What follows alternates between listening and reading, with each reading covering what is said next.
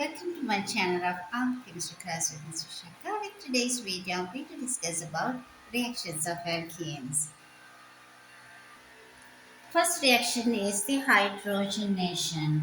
This is the addition of hydrogen across the double bond, addition of hydrogen which takes place across the double bond. So the alkene changes into alkane. So the alkene is now used up and the double bond open up and it is the incoming hydrogen is now adds across the double bond. No more double bond, so it should be saturated compound is formed from unsaturated alkane. So that each hydrogen is now attached to each carbon which was having the double bond earlier. So this is an addition reaction because the alkenes are undergoing addition reaction because they are added incoming groups across the double bond. For this reaction, the nickel metal is used as a catalyst, so it is the hydrogenation is happening with much milder condition with the nickel catalyst.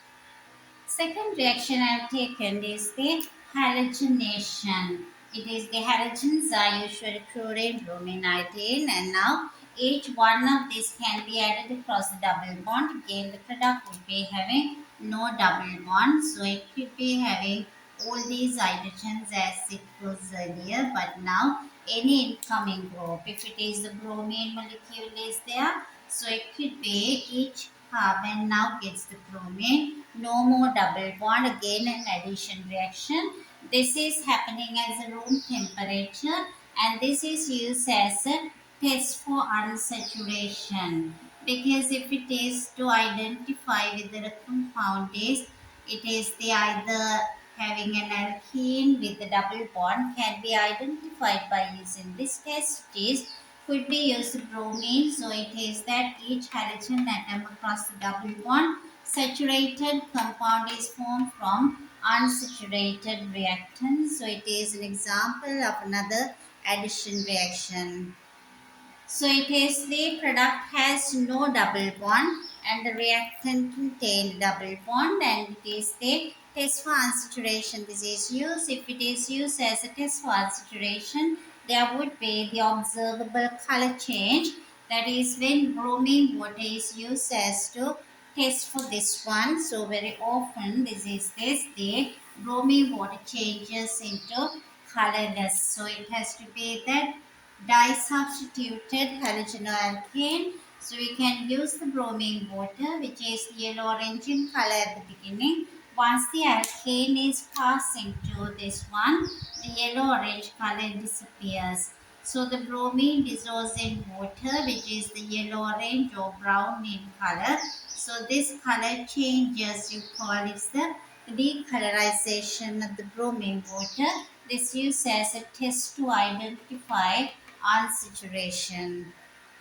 Third reaction is with hydrogen halide. So these are the hydrogen chloride, hydrogen bromide or hydrogen iodide. Most commonly we are dealing with this HCl and the HBr. Always we obtain monosubstituted halogenoalkane. I have taken the first category of that with symmetrical alkane, ethene kind of thing. So as the molecule approaches this molecule, there would be that tiny charge separation.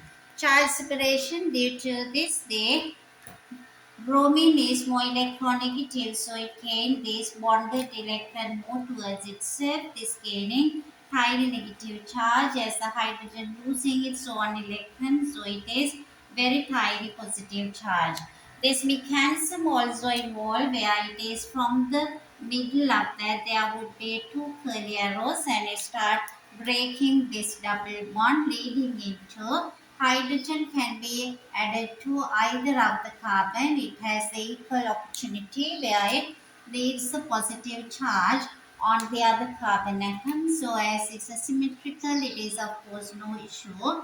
So once it is being given in this condition, so it is easier to identify the carbocation. It's fully positive charge. Then the next moment, bromide ion with that electron pair is now attacking to this rear, creating this has to be the monosubstituted product. So it is just the bromoethane is the product. So in that bromoethane, it is underwent through the mechanism we call electrophilic addition reaction mechanism, because in this instance it is that this H plus is acting as an electrophile which is liking electrons. So that double bonded electrons here in the carbon-carbon double bond is now moving towards slightly positive hydrogen leading into a carbon and in another moment it is that the bromide ion attack the carbon. You should be really keen concerned about those two curly arrows here, 1 mark. This curly arrow gives a 1 mark, positive full positive charge on the carbon as well as it is that partial charges. These are very often looking at the examination point of view to offer the marks. Usually this mechanism offers either 3 or 4 marks. I have taken the B category as the unsymmetrical alkane, where it's a propane I have taken as an example. So it is approaching the HBr, so it develops a charge separation that the electron pair in the double bond move towards the hydrogen because it's slightly positive. So in the next step would be you can get this kind of a product where it is this say 1, 2, 3 and it is 1 bromopropane. 1 bromopropane is one of the product because it is there is another possibility to obtain another way of breaking this bond. Here the carbocation has come onto the carbon where it is directly attached to one carbon. We call this is the primary carbocation. Primary carbocation is less stable. So the product formed from this primary carbocation, which is 1 bromopropane, exactly produces much less during the reaction, creating the minor product. Minor means because there wouldn't be a lot of product formed during that because primary carbocation is less stable.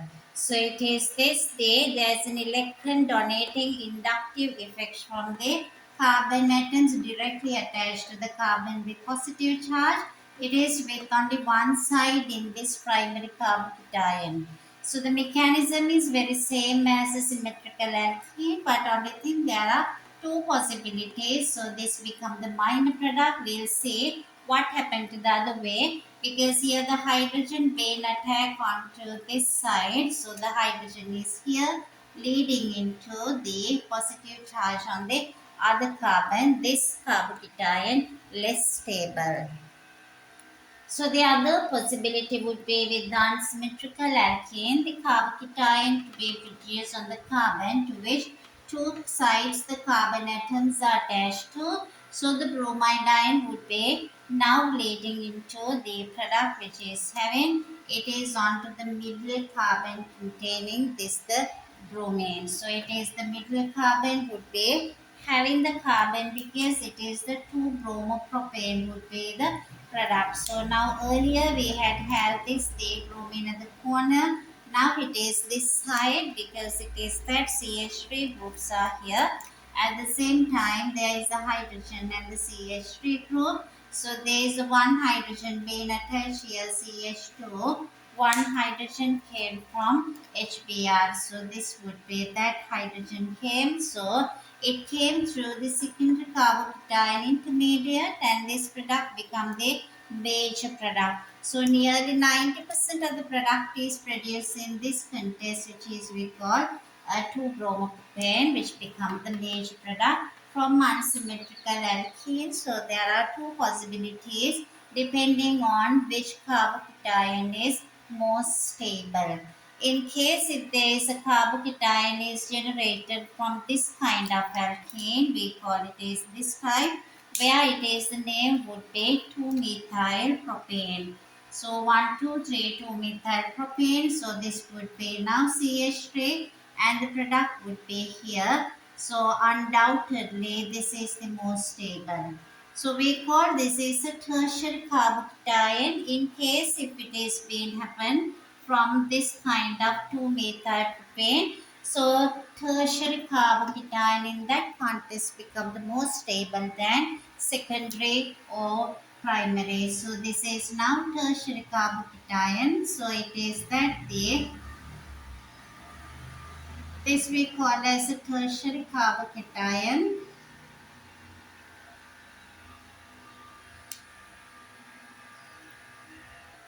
So it is now the tertiary carbocation. Earlier it was the secondary carbocation. Tertiary means three sides. The electrons are donated to neutralize the positive charge. This is the most stable than secondary or primary. This is the reaction with hydrogen halides, which was our third reaction. Fourth reaction we call the hydration reaction with steam, and it is usually alkenes are allowed to react with this steam in the presence of concentrated phosphoric acid catalyst. So new compound produced is that would be steam, the hydrogen and the OH part. It gets adds across this double bond. So the finally it is the HOH here. So the hydrogen comes onto one carbon and the OH comes onto the other carbon. That's a gaseous water. So this reaction being catalyzed by concentrated phosphoric acid as a catalyst. This also kind of an addition reaction. Product is an alcohol. In this context, it is the 2-carbon alcohol. Ethanol is produced from ethane. If it is used propane, so if you instead of writing this one as the propane, our alcohol obtained is the propanol. So it is the alcohol vary depending on the original alkane. Now we move on to our fifth reaction. Reaction number 5 is the oxidation of the double bond by the acidified potassium manganate 7. We use as a reagent, it is the acidified potassium permanganate or potassium manganate 7. So it is being used the kind of the oxidizing agent. So it is that we usually write KMnO4 with dilute sulfuric acid mixture is used. We generally call this as acidified potassium manganate 7.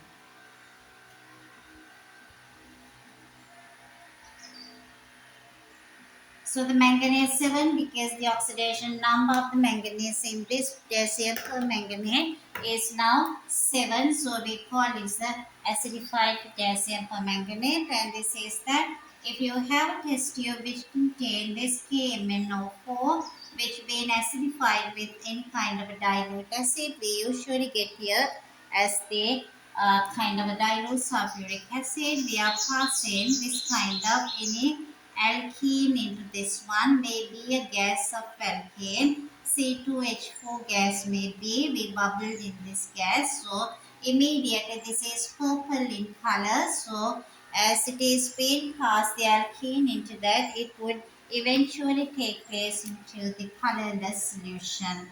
So if you get this observation, it's a positive observation that it's an alkene is present. At the same time, the product would be the oxidized. We'll see how it would be the product. The product is the reaction we call as a diol, as instead of the double bonded carbon, each one is now produced the OH group with this carbon. There is no more double bond. So it is a diol. We call this is ethane 1,2-diol. Because we use it is this ethane 1,2-diol is the product, because it is no more double bond, it is no more unsaturated once it is subjected to the oxidation reaction. If we change this hydrogen group, instead of that, if we are getting the propane, it is instead of this hydrogen, it's like that. So it becomes propane 1,2-diol.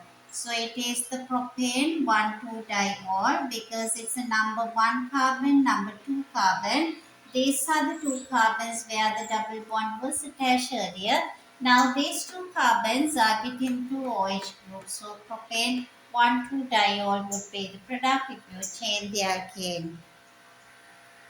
I hope you understood the reactions we discussed today, and it is a small request from you to subscribe our channel to encourage us to do more work.